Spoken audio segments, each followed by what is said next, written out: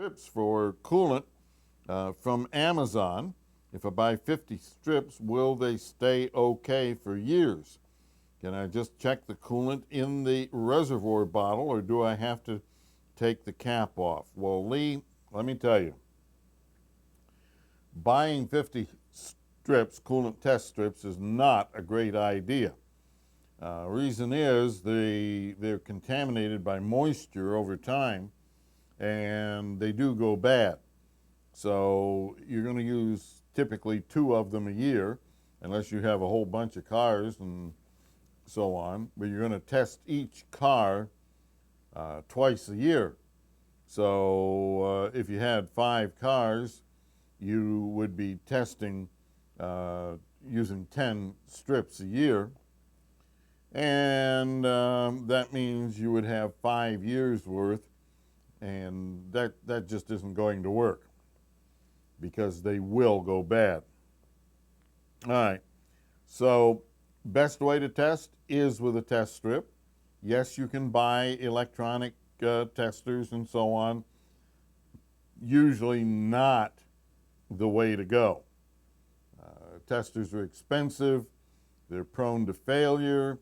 They have all kinds of issues with them. I would stick with the test strips. And you can also keep in mind that you can buy test strips for the coolant pH or coolant testing at your local auto parts store. And I think there's 4 of them in a package. And they are completely sealed. So they will last a lot longer than the way the containers of 50 are packaged. So that's the way we do it. Can I check the coolant in the reservoir bottle, or do I have to take the cap off? You have to take the cap off unless you have a car. See, there are 2 types of what everybody calls recovery bottles. Well, older cars, they actually used a recovery bottle. And what that was a plastic bottle for the coolant over on the fender well. And as the engine warmed up, the coolant would be forced through a check valve in the radiator cap, pressure release valve, that allowed it to go over into the coolant recovery bottle. All right, now, what happens there is that you force coolant out into that bottle as the engine warms up. Then as the engine cools down, there's a second check valve in the radiator cap that allows the vacuum that is being formed as the coolant contracts. It sucks the coolant back out of the recovery bottle back into the radiator. In that situation, if it is a coolant recovery bottle, you have to check in the radiator. Now here's where it gets confusing for a lot of folks, and that is you have a plastic tank over on the fender, just like you did with the coolant recovery system. But this time it is an expansion tank. All right, what's the difference? Well, the expansion tank will actually have a radiator cap on it. And what happens is the tank is able to expand and contract because of the way it's made. And as the system warms up, the tank expands. As the system cools down, the tank contracts. Okay, now, the difference here is that the coolant is continually circulating through the expansion tank. It is not on the coolant recovery tank. So, if you have an expansion tank, you typically do not have a radiator cap on the radiator. And the coolant that's in that expansion tank is the same as what is in the radiator. So you would test a car with an expansion tank at the expansion tank. A car with a coolant recovery system, because the coolant, some of it just goes over to the recovery tank and then is drawn back. What is in there may or may not be representative of what's in the radiator, because not all of it goes into it, not all of it comes out of it. It's kind of a half-assed system. So in that case, you would have to use the coolant test strip in the radiator. Take the radiator cap off and check it there. So that's how all of that works. So if if you're about to test your coolant, and remember, you should test the coolant twice each and every year. So all right, let's take a break. We will be right back here on Goss's Garage. Stay tuned. Pat will take your calls next at 844-885-4677. Goss's Garage continues in a moment. How quickly we forget. We're right back to using short-term logic to make long-term purchases. There's a huge increase in sales of big, thirsty vehicles. Trucks, SUVs, and other vehicles with dismal gas mileage are selling like hotcakes. Yes, they're wonderful, but can your budget support such a thirsty beast when gas prices go back to $4 a gallon? Did you plan on that? On the plus side, if you're considering a thrifty car, you might get a real deal. With so many drivers ignoring reality, there are more hybrid and plug-ins in stock. Traditionally, hybrids have not been a great deal because when gas prices are sky high, everyone wants one, which pushes their prices up, sometimes so high that you might have to pay over window sticker to get a hybrid or a plug-in. But higher purchase prices mean it can take years to break even through savings at the pump. It has taken many drivers so long to break even that trade-in time came before they broke even. But cheaper gas zaps hybrid demand, and less demand can mean a better deal. So if you've been thinking about an economy car, now might be the time. That's using long-term logic to buy a long-term product. That's smart. Life changes at a ferocious pace these days, especially when it comes to maintaining our cars. For example, automatic transmissions now need regular fluid flushes. Transmission fluid breaks down with use, and although it may look fine, its additives wear out and it can no longer properly protect bands, clutches, seals, and other hugely expensive parts inside your transmission. Bottom line, more wear and a shorter transmission life. Now you can significantly extend transmission life with a BG transmission flush every 24 to 30,000 miles or 2 years. BG makes the best transmission flush machine I've ever tested. It renews all of the fluid in your transmission, not just a small part of it. The BG transmission flush machine is safe, too, because it uses the natural circulation of the transmission.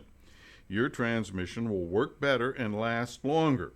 As with everything BG offers, this is a superior service. For more information, go to bgprod.com or bgfindashop.com. This is Goss's Garage with Pat Goss. Call the show now at 844-885-4677. This portion of Goss's Garage is brought to you by BG Products. All right, folks, you know that we have a 24/7 call-in line where you can leave a message and so on. That's our regular number, 844-885-4677. Please use it. We'd love to get your calls and so on. Right now we have a caller from Maryland who has a Honda question. Yes, hi, Pat. I wanted to remove a bolt from a Honda crankshaft, and they're very tough to get off. I just wanted to know what type of torque I would need on, like, as far as what size torque impact gun I might be able to buy to remove it. My number is All right. What do we do to get crankshaft bolts out of the crankshaft? Got to do a timing belt or something like that. You got to get the lower pulley off. You got a bolt in there. Most of them are horribly hard to get out. You have a couple of problems. Number one, when they're really tight, you can't use a conventional wrench because the engine wants to turn over. So, it turns the engine and you have no effect on the bolt. Well, for that, if you have to use a big breaker bar or something to get it off, then you have to have some way to lock the crankshaft in position. And that often means unbolting the starter and putting a wedge into the teeth on the flywheel. A little extra work, but not a great big deal. All right, but the ideal way is if you have a large impact wrench. We have, it's a 3/4 inch drive. I think it's something approaching 1,500 foot-pounds of torque that we use on some of them. And even then, in some cases, we have zero luck, even with that big honking impact wrench. All right, so what do we do in cases like that? Well, again, we lock down the flywheel. We try the biggest breaker bar, the longest one we have, because the longer the lever, the more force applied to the nut or the bolt. And when that doesn't work, we sometimes, and I know you're not supposed to do this, but sometimes we put a piece of pipe on the handle of the breaker bar to give us even more leverage. And if that doesn't work, and believe me, we see it all too frequently, the next thing we do is that we remove the spark plugs, we position the breaker bar on the bolt and the crankshaft, we wedge it against something that won't be damaged if it's hit by that breaker bar.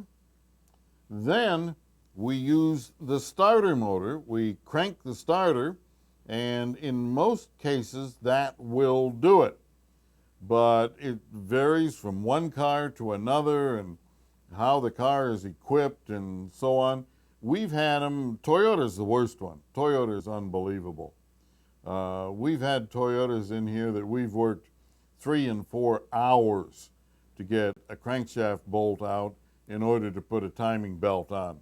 Real insanity on those. Hondas are not much better in a lot of cases, so you may have to get inventive with how you ultimately get the bolt out. But a big impact wrench, you certainly don't want to buy one because many hundreds of dollars probably cost you more than what you would pay to have somebody install a timing belt for you. So keep that in mind. It is not an easy deal in a lot of cases. Another thing you might be able to do, you might be able to go out and rent one of these big impact wrenches, but usually over 1,000 foot-pounds in order to break many of these loose and get them out of there. So good luck with that. Yes. All right. Mr. Goss, I own a 2001 Toyota Camry V6 with 330,000 miles. Not too shabby. In the past, when I averaged 30,000 to 35,000 per year, I changed the timing belt, drive belts, and water pump every 90,000 to 100,000 miles. However, now I average about 8,000 to 9,000 miles per year. What time interval guidelines should I use to determine when to replace the timing belt? Well, let's answer that one first. The timing belt should be replaced at no more than 5 years. 4 is so much safer.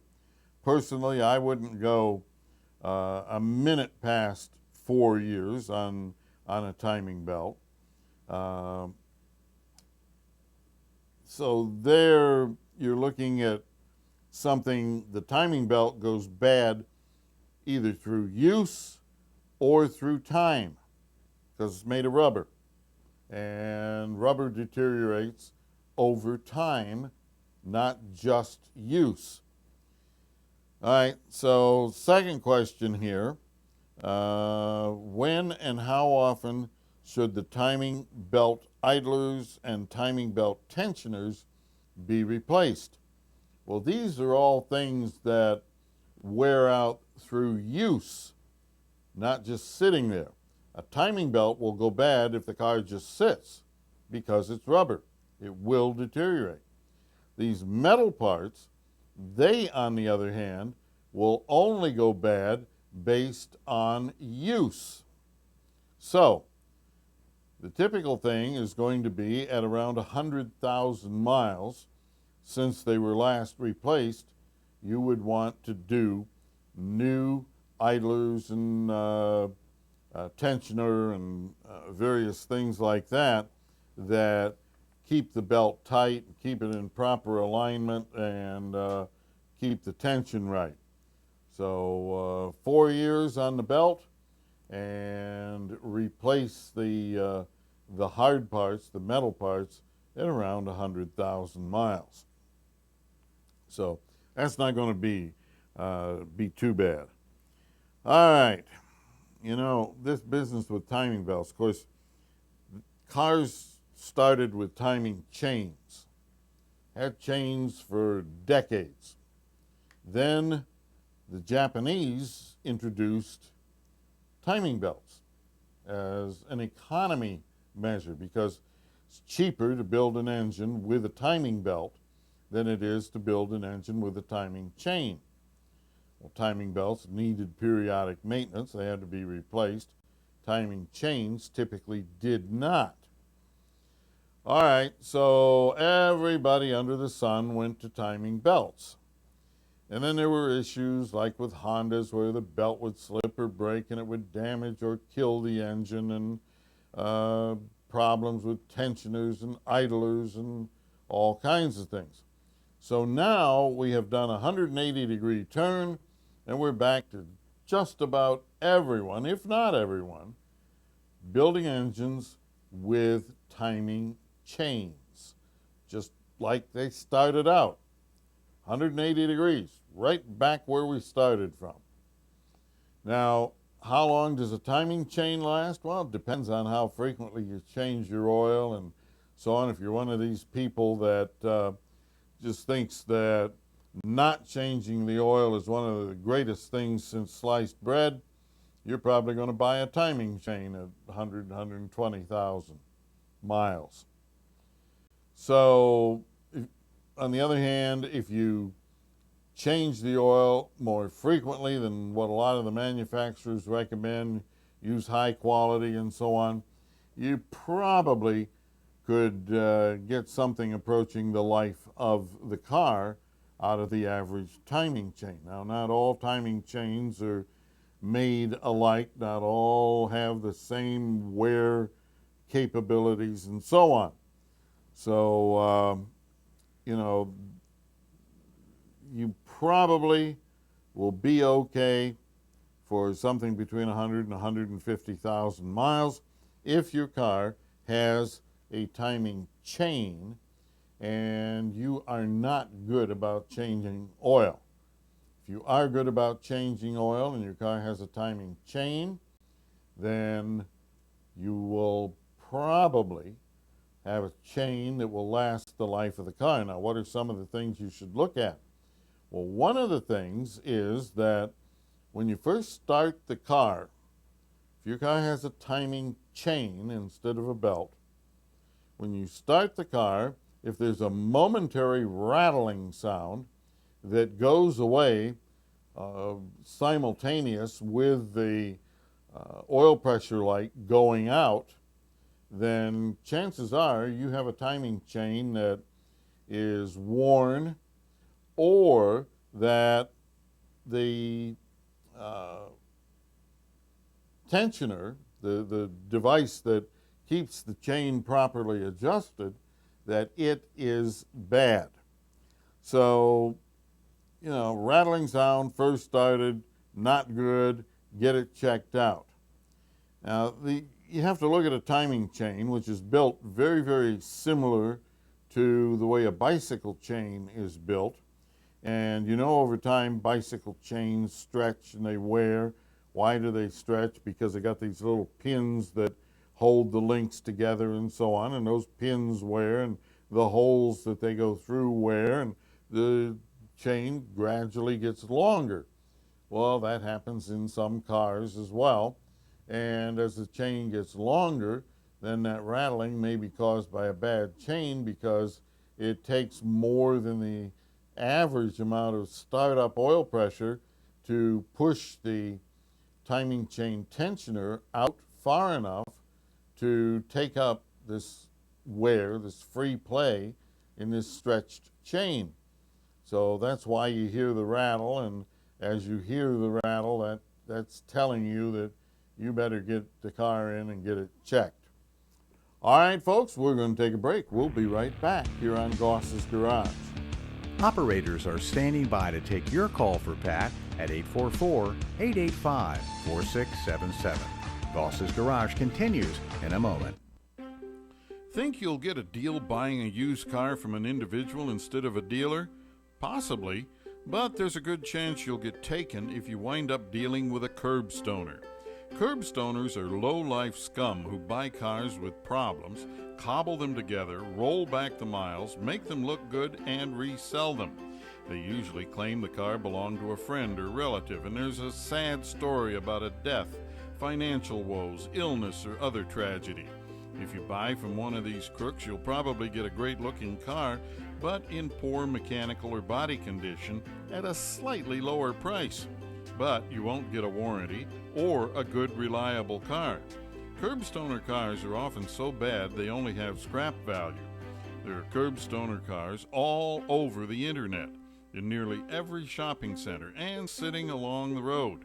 Total loss, flood cars are a curbstoner favorite because there are tens of thousands of them, and they're easy to disguise. So when buying off the street, question everything.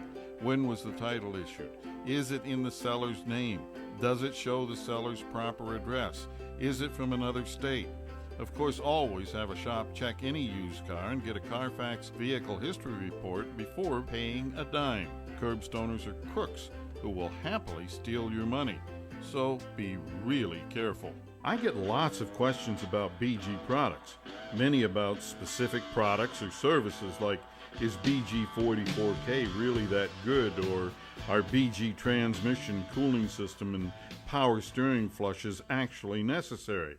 But most popular of all, do I use BG products in my cars? Well, the answer to all of those questions is yes. A regular schedule of BG flushes and chemicals will deliver the longest possible life from all the lubricated and fuel delivery parts on your vehicles. And do I use BG products? You bet I do. I drive nice cars, and I drive a lot. Plus, my live radio and TV shows mean that my cars have to be absolutely reliable. A no start from dirty fuel injectors or a failed transmission just isn't acceptable in my life. Remember, deposits and dirty fluids ruin expensive parts. For reliability like I demand, visit one of the quality shops that sell BG products and perform BG services. To find a BG professional near you, bgfindashop.com. Now, back to Goss's Garage with your host, Pat Goss. Remember, folks, the number is 844-885-4677. If you have anything at all that you'd like to talk about regarding cars or something with an engine in it. All right, this is from John. Could you send me the cleaner name for cleanup of oil stains in my driveway? Well, the one that I've used over the years is Purple Power Driveway and Concrete Cleaner, and that comes from AutoZone. I'm sure you might be able to find it other places, but you know, I bought mine at AutoZone. It did take some scrubbing, but it did a truly great job, and it didn't leave any residue or anything like that. All right, now here's something that's interesting. This is from Ed. He says, I've had 5 Toyota Camrys. The last 3 Camrys had rusted through flex pipes after 10 plus years. Okay, 10 plus years. And your problem is, well, let's go on. The 2003 Camry actually has a bracket holding the exhaust flex pipe to the frame, making the flex pipe immovable. The exhaust flex pipe is connected one piece to the catalytic converter, making replacing the flex pipe very expensive unless you go aftermarket, which is still not cheap. All right, having to replace the entire exhaust flex pipe and converter when the converter still works is doesn't seem economical. Is there any way to increase the life of the stainless steel mesh on the flex pipe? Well, no, really no.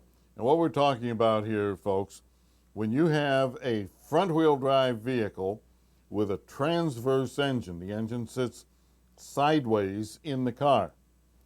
Because when you accelerate and decelerate, the engine rocks back and forth. You've got the exhaust pipe coming down out of the engine and then headed back to the back of the car. As this rocks back and forth like that, it's up and down movement, you have to have something in the exhaust pipe that can move in order to keep things from breaking under there, because you get the power of the engine trying to pull things apart and so on. All right, so what some manufacturers do is on the exhaust manifold, it has a half of a ball that sticks down out of the manifold, and then there's a cup on the end of the exhaust pipe that fits around it. And that gives you a flexible connection that is more or less exhaust tight. I say more or less because a lot of them leak, and the other thing that happens to them is over time the bolts that hold them in place have springs on them, so it's spring loaded. The springs go bad from the heat, and then you have exhaust leaks under acceleration and so on. In those cases, it's just replace the springs. The second way they do it is they bring the exhaust pipe down somewhere near the catalytic converter, and then they have this stainless steel mesh. It's woven mesh. It's made out of stainless steel, and it's made in such a manner that it is airtight, but it is still flexible. This stuff can bend. Well, over time, because it is bent back and forth hundreds of times every time you drive the car, over time, the wire mesh breaks. It doesn't rust because it's stainless steel, but it does come apart. It does react to acids from the exhaust and things like that. So, interesting thing here is that most of these flex pipes, these flex sections, are made into the pipe going up to the front of the engine or as part of the catalytic converter. So you either have to replace the front pipe or the catalytic converter to get a new piece of this flex material. Or you could go aftermarket. Go to your auto parts store. You can buy a universal fit piece of this stuff, has the proper size ends on it and so on, so that you can cut it out of the old pipe, take this new piece, this aftermarket piece, you can put it in place of the original, and Well, you can either, in some cases, it has to be welded. In other cases, it can be clamped in place. But in a car like this, you could probably save, I'm guessing something on the order of $600 by doing it that way, which to me would make sense. So it's not, and it isn't a big deal to do, but you got to go out and you got to buy the piece, and then you have to have the equipment and the know-how to install it. But if you have all that, no problem. If you don't know all of that, then by all means, what you want to do is take it to a shop and have the repair shop do it for you, where they can weld it and they have all the tools necessary to properly cut the old one out and so on. Very, very common problem. Lots of cars do it that way, and we see lots of them here in the shop where that particular flex pipe, that woven stainless steel flex pipe, actually fails when the cars get up in years and miles. So just another problem with modern cars. All right, now Mike wants to know, he says he has tried an HID conversion for his headlights. Bought them off of the internet. Oh boy. Some stuff on the internet, perfectly fine. Some stuff, perfect garbage. And I've seen a lot of the HID conversion kits that are pure, perfect, unadulterated garbage. All right, now Mike has had this. He put the HID kit in about a year ago. Says it was not hard to install, and the light was very nice, bright white, 4300K. When we say 4300K, light is measured, the color of a light is measured in heat, and it's on the Kelvin scale. So 4300K means 4300 on the Kelvin scale. All right, now by today's standards, that's not that bright. The higher the number, the more white the light. All right, anyway, everything was fine, and then all of a sudden one of the lights quits working. And lo and behold, when the light quit working, there just happened to be a police officer nearby. And that police officer thought that a one headlight car was not the ideal thing to be driving up and down his highway. So he pulled Mike over, gave Mike an inspection ticket. Now Mike has got to fix this and go get it inspected and get signed off that it has been repaired. But here's the rub. Mike's HID conversion, lifetime warranty. No problem, says Mike. Lifetime warranty, no issues whatsoever. Product fails, he calls the manufacturer. Nothing. Left a message. No callback. Emailed. No response. Called again. Left a message. No callback. Emailed again. And the story goes on and on and on like this, with repeated calls and no callbacks and so on. And now he wants to know, is there a decent product out there? Well, yeah, there are, but the majority of the better products, the things that really wear, they're going to be a lot more expensive than the $49 that you paid for your kit, Mike. I'm sad to say.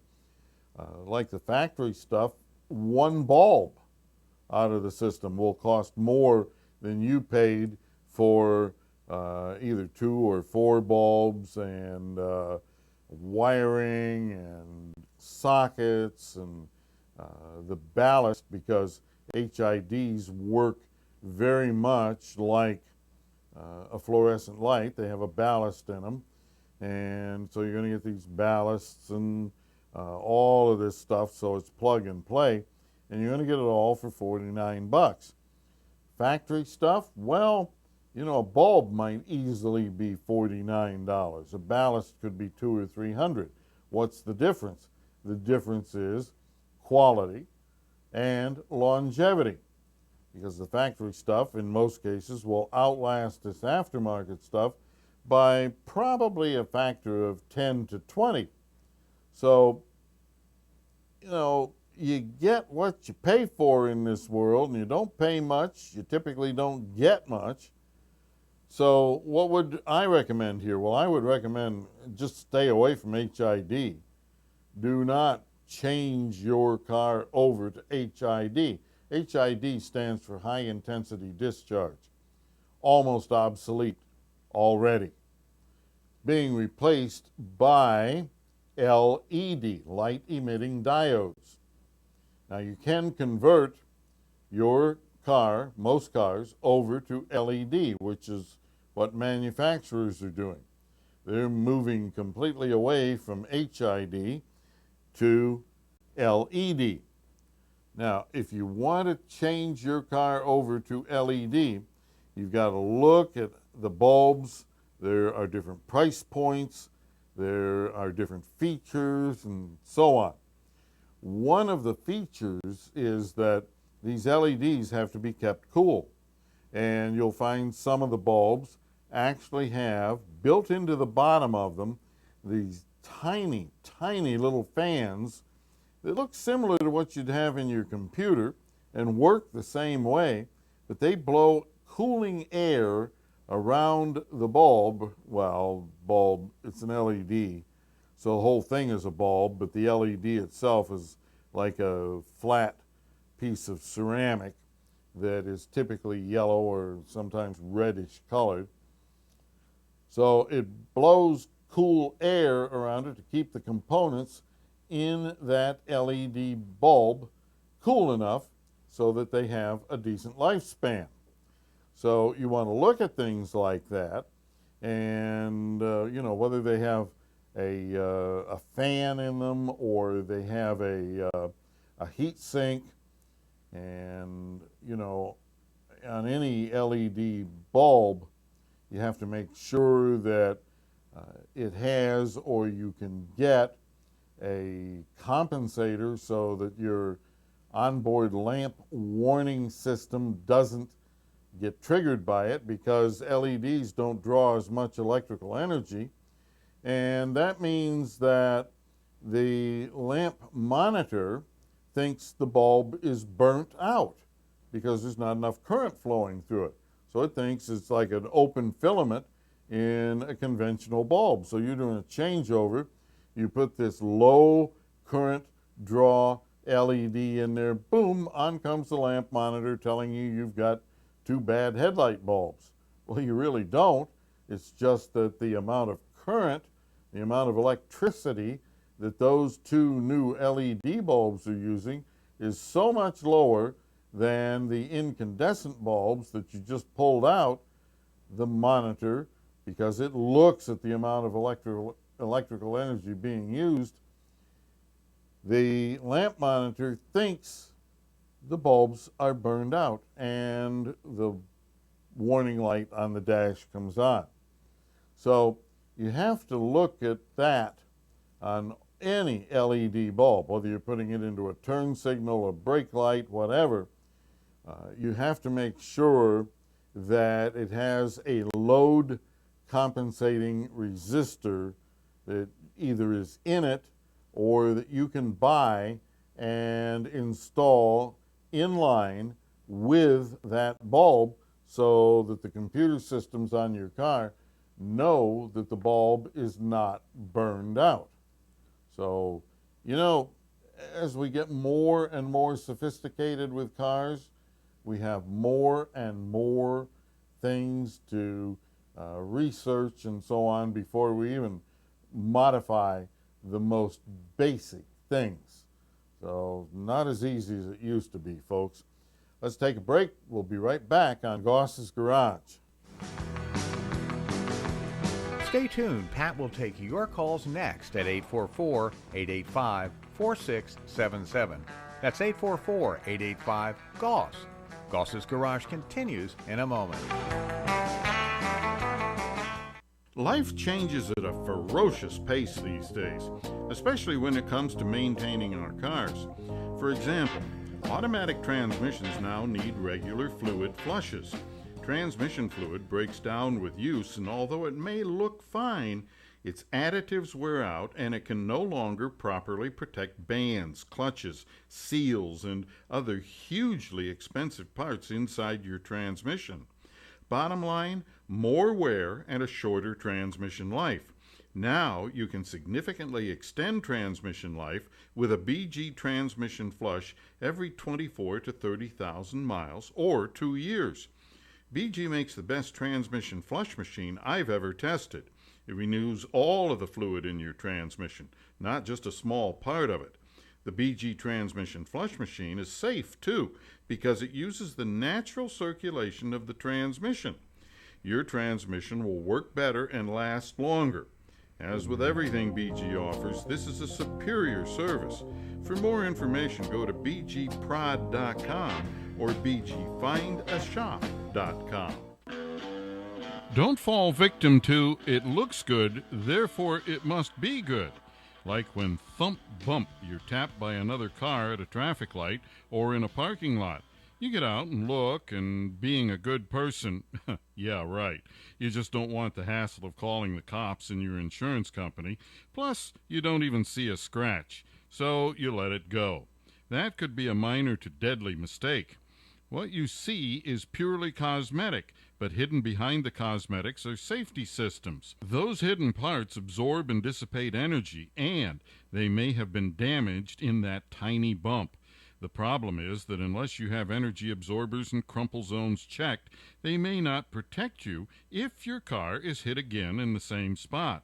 Most safety parts are one-time use, and that first minor bump may have used up a portion of their effectiveness. Then, in an actual accident, they're only partially effective.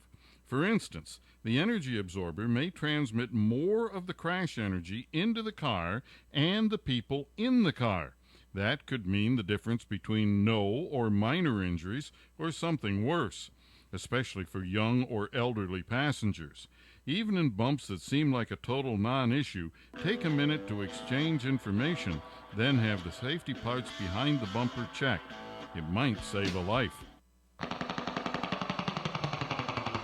This is Goss's Garage with Pat Goss. Call the show now at 844-885-4677.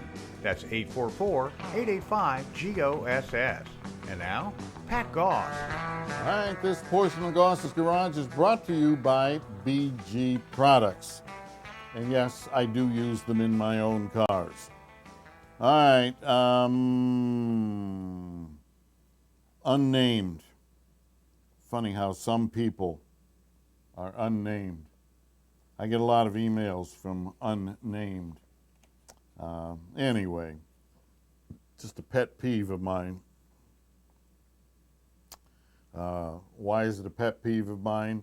They want my time, my expertise, and what it takes to research some of these things, and they aren't even polite enough to sign their name. So that's why it's a pet peeve. Anyway, Unnamed has a 2000 Nissan QX4 with a 3.3-liter engine, and the drive belts are causing the water pump hose to chafe. It rubs against the water pump hose. Replaced with a new hose, same problem. How can I solve this problem? Well, quit looking at the hose. The hose is the end result. Has nothing to do with the hose. What it has to do with is a broken engine mount. And we see this all the time, especially on front-wheel drive cars, because Engine is mounted sideways. Engine rocks up when you accelerate, drops back down. So you've got a hose coming from the radiator over to the engine. And when the engine rocks up, that hose can't really go anyplace. It can bend, but it can't move out of the way. So as the engine rocks up, the belt or some other moving part on the engine hits the hose and over time chops a hole through it, or well, that's typically what happens. It just chops a hole through it, and then you've got a coolant leak. Some cars, we see the same thing, but it's with the power steering hoses. Because the engine rocks up, it drags the power steering hoses over something that's sharp or something that's rough, and over time, as this keeps dragging that power steering hose up and down over some rough or sharp object, it wears a hole through the power steering hose. Same thing with air conditioning hoses. Many times, the air conditioning hose will be it's moved up and down over something rough or sharp, and ultimately you got a hole through your air conditioning hose. And some of those suckers are outrageously expensive. All right, let's see. Follow-up to a previous AC leak question. I found a more reputable auto shop in my area. They dye tested the AC system and found that the evaporator core under the dash in the ductwork was leaking. How did they do that with dye? I am mightily confused there. He indicated the job was labor intensive because the entire dash steering column had to be removed from my 2002 Dodge Caravan. In your opinion, was there any easier way to tackle this job? I am just curious and like to see and hear how things are made and or repaired. Ooh. All right. Doesn't make any difference what car it is. Typically the most labor-intensive part of any air conditioning system is going to be the evaporator. The evaporator is neatly tucked up under the dash. So neat that on most cars, the whole dash has to come out of the car. There are some of them that are so bad that not only does the dash have to come out, the steering column and related parts, some of them the pedal assemblies, the brake and clutch if it has one, and the accelerator pedal, all of that has to come out. Still others, not only do you take the dash, the steering wheel, the pedals, and all of that out, but in order to gain clearance to move this stuff around, you have to take the front seats out. So what you're looking at here in many cases is going to be an air conditioning repair that might start out at maybe $800 or $900 for some of them, and on others it might be $1,500, $1,600. Mostly labor, because it's just about all labor. It's just hour after hour of unbolting stuff. You know, you take the dash out, you have to unbolt everything relative to the dash panel. You have to take all these trim pieces off. You have to disconnect the instrument cluster. You have to disconnect all of the switches for the heat and air conditioning, and the list just goes on and on and on. So you spend all of these hours disconnecting, removing, and you know, it adds up very, very quickly. So yeah, this is a really big deal. Now, the other thing, Ed, when you go in to do this, hopefully you haven't already done it. Hopefully the shop didn't sell you just an evaporator. because there's another part in there. That other part is the heater core. It's the little radiator that produces the heat for the inside of the car. Now, by the time the evaporator is gone, chances are that heater core is pretty close to being gone. So, a heater core typically is going to be under $100. Now, in virtually all cases, in order to get to the evaporator, heater core is sitting right beside it. All you have to do, you've already disconnected the hoses from it, you've disconnected the controls and all the rest of it. So heater core is just sitting there. What do? Well, so you don't spend all of this money a second time 2 or 3 months down the road. When you do the evaporator, if the vehicle has any age on it, and this is a 2002, so it's got plenty of age on it. You know, it's 15 years old. It is more than due for a heater core. So, when you're in there putting a new evaporator in, ask your shop how much more to put a heater core in. And usually it's going to be less than $100. Well, you're spending $900 to $1,600.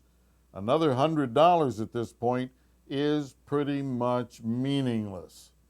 So rather than pay, you know, the, on a $1,600 deal, probably $1,200 or $1,400 of it is going to be labor.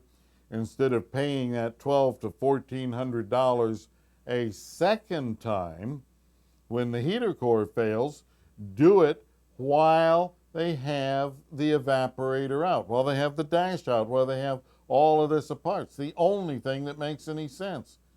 So, yet you'd be shocked at how many people, oh no, you're trying to take advantage of me. No, it's just common sense. Nobody's trying to take advantage of anybody. Sure, we like the extra sale, but more than anything else, we don't want to have a heater core that comes back leaking in a few months and you thinking that we somehow damaged it or something like that. For your benefit, replace the heater core when you replace the evaporator for the air conditioning. All right, folks, we have done it. Thank you for listening. Thanks to Steve McMillan, George Stockton, Stevie McMillan for producing today's show. Also, a big shout out to my employee, Melissa, down at my Crofton shop. I'll say good morning to her. And for everyone here at Goss's Garage, I'm Pat Goss. Until next time, drive gently.